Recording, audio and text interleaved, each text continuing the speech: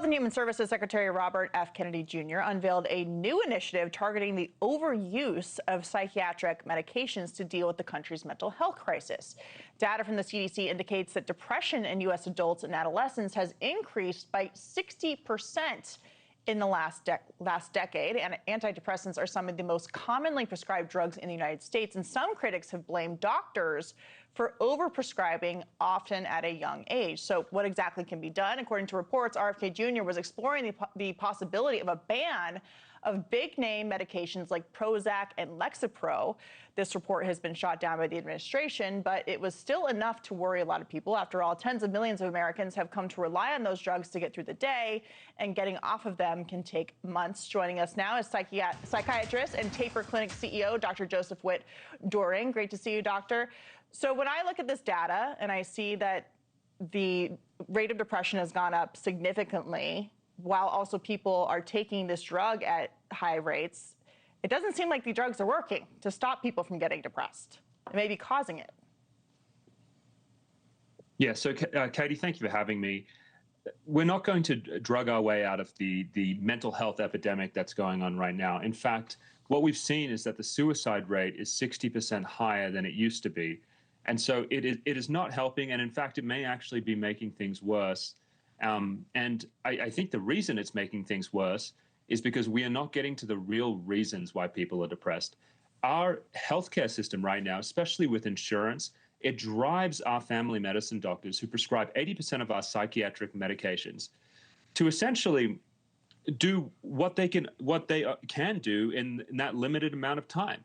They can essentially just prescribe a medication. They can't get to know them. And so what happens is anytime someone comes in with any anxiety or depression, they just end up on a pill, and they're never really told about the effects of these medications as well. Yeah, we've also been told for years that these prescriptions are given out and prescribed because people have a chemical imbalance, but there have actually been a number of bombshell studies that show that doesn't actually exist. Can you explain? Yeah, so this was just a lie from the pharmaceutical industry, and doctors really betrayed their patients by not filling in that gap. So for a long time, people thought depression was due to low serotonin, and lo and behold, we have a pill that fixes that. It's called Prozac, but that's not true. There was a massive meta-analysis on this recently, and there is no link between low serotonin and depression. It was just a nice tale to tell patients to get them to accept taking a medication in a 7 minutes of FaceTime like visit with the doctor. And it really robs patients of the opportunity of finding, getting to the root of what's really causing the depression. Because if you tell them that it's just a genetic chemical problem in their brain, hopeless, when the doctor has not even spent any time with them, how is that going to help someone? Right. It feels like there's nothing they can do about it but continue to take the pills because there's something wrong with their brain. There's a chemical imbalance, and therefore you have to be on this medication for the rest of your life. But for, like you said, millions of people take these drugs. For those who are interested in getting off of them, they are seemingly addictive because it's very difficult to get off of them, and there are lots of side effects of getting off of them, lots of side effects of continuing to take them. So with your clinic, how do you help people taper off of these prescription medications?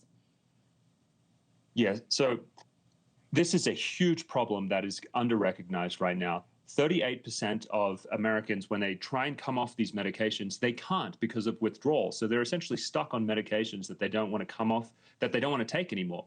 And then the other issue is when you come off them too quickly, it can cause something called a protracted withdrawal injury, which is essentially a form of brain damage. And there are hundreds of people online right now who are suffering from this, and their doctors never told them that this could happen. So it is a disaster. And so what people need to know who are listening to this, if you're on one of these medications, come off slowly. Don't listen to your doctor if he says, hey, just cut the dose in half, wait 2 weeks, cut it in half again, and then stop.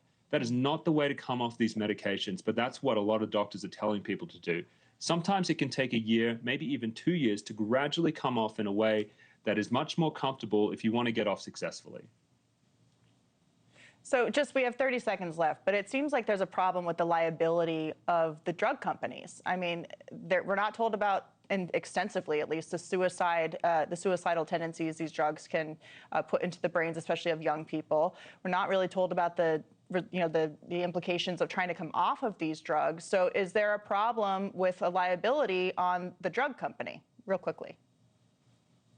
So there actually is a big boxed warning on all of the drugs. It is widely recognized that these drugs increase the rate of suicidal behavior in kids taking them, which is why it's even crazier to even consider but are doctors emphasizing these that? drugs. Are they emphasizing, or are they like, oh, it's No. a minor side effect that maybe will happen, but probably not?